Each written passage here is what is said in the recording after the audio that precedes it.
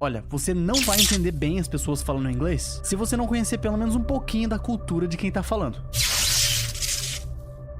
Cultura e língua são duas coisas muito próximas.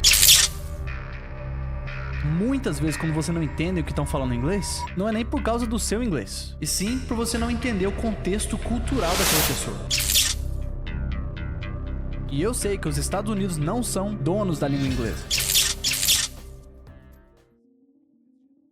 Inclusive, alguém deixou nos comentários aqui falando: ah, mas o inglês genuíno é da Inglaterra. Meu amigo, deixa eu te falar uma coisa. Hoje, existem mais falantes de inglês como uma segunda língua do que falantes nativos de inglês. Pode juntar tudo: Estados Unidos, Canadá, o Reino Unido inteiro ali, a Austrália. Tem mais gente falando inglês fora desses países como segunda língua, ou seja, que aprenderam depois de mais velho, não quando criança, do que nos próprios países nativos falantes de inglês. Os Estados Unidos, quando se trata de mídia, você não pode negar que é a nossa maior influência. E o resto do mundo também usa como referência. Então por aí já fica claro que eu não tô dizendo que o inglês dos Estados Unidos é o melhor. Não, é o que nós somos mais expostos.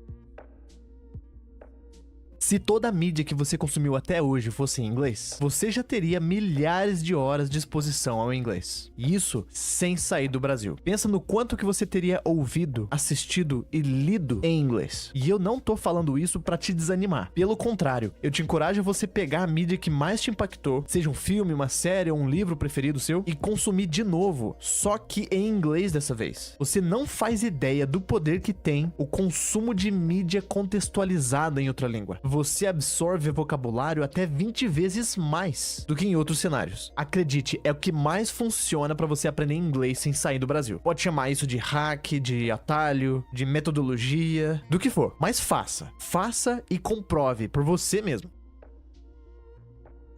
Uma simples frase traduzida de uma língua para outra pode perder até 50% da essência da mensagem original. E isso é muita coisa. E não importa o quão bom o tradutor ou o intérprete seja. Tem muita coisa, principalmente do inglês, que a gente até consegue traduzir as palavras, mas não consegue traduzir o sentido. Muitas vezes, quem traduz precisa dar uma volta gigantesca para explicar uma simples palavra. E é só assim para ficar claro o que a pessoa realmente quer dizer. Uma vantagem de você assistir filme em inglês com a legenda em inglês também é que a legenda costuma ser bem fiel ao texto. Na verdade, a legenda é tipo uma transcrição. Então você acaba fazendo aquele exercício que eu sempre falo de texto com áudio, só que com um filme, né? Com uma série, no caso.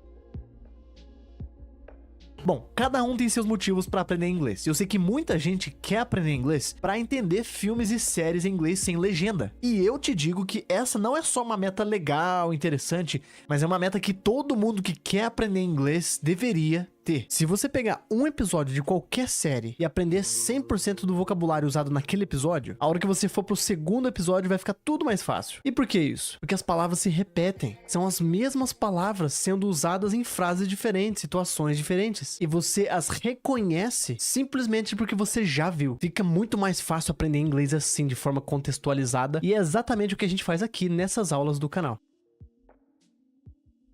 O maior segredo para aprender inglês depois de adulto é simplificar. Se você enxerga o inglês como mais uma matéria acadêmica que você precisa estudar e se preparar para ser avaliado, você não vai aprender inglês. Você precisa enxergar o inglês da simples forma que ele é. Um idioma, uma habilidade humana, que inclusive você já tem e usa todos os dias falando português. Então, para por um momento e simplifique. O que é aprender inglês? Qual é a definição mais simples do que é aprender inglês que eu posso pensar? E sabe qual é a definição que vai mudar a sua programação mental e mais vai te ajudar a aprender inglês? É a mais simples de todas. O inglês é uma língua falada por um outro povo e eu quero falar igual eles. É como você pegar uma pessoa que você admira e pensar assim: nossa, eu gosto tanto dessa pessoa, eu quero falar igual ela. Parece simples demais e até bobo, mas é o que você precisa para desenroscar, sabe? Tirar toda essa, vou chamar de burocracia na sua cabeça do que é o inglês. E você consegue focar no que realmente interessa pra você e te dá aquela sensação de: nossa, apesar de ter um longo caminho pela frente,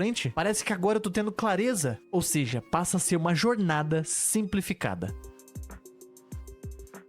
Cara, o inglês é tão simplificado que se você conhece as 1000 palavras mais usadas no dia a dia, já consegue entender 80% do que as pessoas falam. E o mais engraçado é que tem muita palavra que é usada em vários assuntos. Então sim, tem palavras nessa cena, nessa piada que você acabou de assistir, que podem ser usadas no trabalho, ou na igreja, ou na escola. Mas Gabriel, que palavras são essas? Me manda a lista pra estudar. E nem precisa. É só você ter contato com mídia em inglês como essa daqui, que você acaba se deparando com essas palavras uma hora ou outra.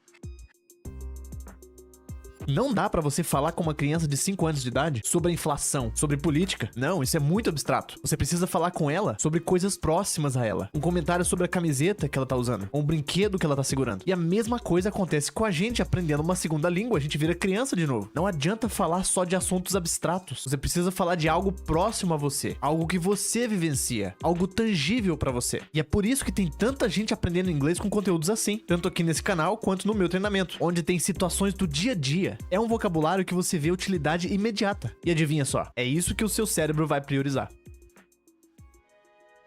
É completamente normal você entender todas as palavras que você ouve em inglês e mesmo assim entender nada do que estão falando. Certa vez um canadense me mandou um áudio de uma reunião de vários brasileiros conversando em português, porque como ele não entendia muito bem em português, ele precisava de uma certa ajuda para entender o que estava acontecendo naquela reunião. E eu sou falante nativo de português brasileiro, pensei, com certeza vou entender tudo o que estão falando. E de fato eu entendi todas as palavras que eles estavam falando. Só que eu não tinha duas coisas muito importantes para entender do que eles estavam falando. Primeira coisa, o áudio não pegou a conversa desde o começo. Ele pegou o trem andando. Então, principalmente nos primeiros minutos, eu fiquei boiando. Não fazia ideia do que eles estavam falando. Segunda coisa, eles estavam falando de um assunto que eu entendia quase nada. Então, naquele momento, eu tava completamente descontextualizado, apesar de entender todas as palavras que eles estavam falando. Agora, pega uma pessoa que fala português como segunda língua. Não vai ficar mais difícil ainda? Isso significa que o meu português é ruim? Que eu não entendo as pessoas que falam português e que eu não falo português bem? Nada disso. Então, se você já entende bastante coisa em inglês, mas tem horas que você não entende quase nada, dá uma analisada. Será que não é um desses dois fatores que estão te prejudicando? Pode ser algum outro fator também, que a gente vai falar inclusive nessa aula. Mas esses dois atrapalham até mesmo o falante nativo do idioma.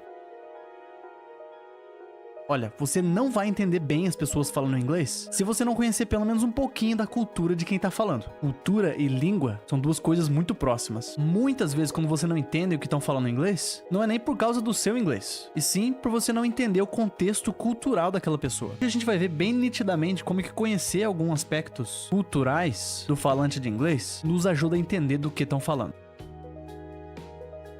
Olha, sem dúvida alguma, a habilidade mais importante que você precisa, tanto para entender quanto para falar inglês bem, é a intuição linguística. Se eu te disser que eu moro em São Bartolomeu do Vale, que é uma cidade tão titica que todo mundo se conhece, você não vai nem suspeitar que eu inventei a palavra titica e a cidade de São Bartolomeu do Vale nem existe. Com a intuição linguística, a sua cabeça começa a colocar as palavras nas caixas certas. Você pode até ouvir palavras que você nunca ouviu antes na vida, mas se o assunto for contextualizado e você tiver a intuição linguística, você consegue entender até o que você não conhece ainda. E assistir a aulas como essa que você vai assistir agora te ajuda e muito a desenvolver essa habilidade. E se você duvida, eu te sugiro fazer duas coisas. Primeiro, dá uma olhada em todos os comentários das aulas que eu postei aqui nesse canal. Você vai encontrar várias pessoas falando: meu inglês melhorou, meu listening tá mais aguçado, eu estou entendendo mais inglês. E a segunda coisa, que é a melhor de todas, assiste essa aula até o final, preste atenção, assista a outras aulas deste canal também e comprove por si mesmo que eu duvido o seu inglês não melhorar.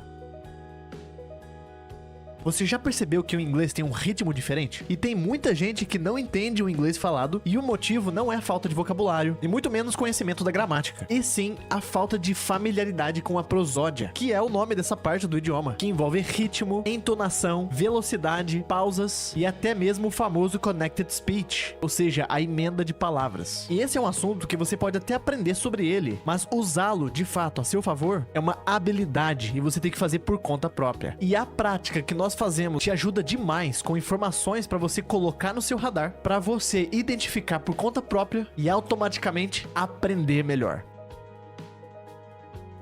80% da sua dificuldade de entender as pessoas falando inglês viraria fumaça se todo mundo falasse devagar assim. Só que existe um fato bem curioso. A velocidade média de fala de um falante nativo de inglês é basicamente a mesma que a nossa, falantes de português brasileiro, que é mais ou menos 6 sílabas por segundo. E pensa comigo, em português, se você tá conversando com alguém e sabe bem do assunto, tem bastante contexto ali, não importa a velocidade. Inclusive no WhatsApp eu tenho certeza que você coloca lá o áudio das pessoas acelerado. E no YouTube também, tenho certeza que um vídeo ou outro, talvez até esse aqui, você já esteja assistindo na velocidade 2. Então por aí a gente já vê que velocidade não é o problema.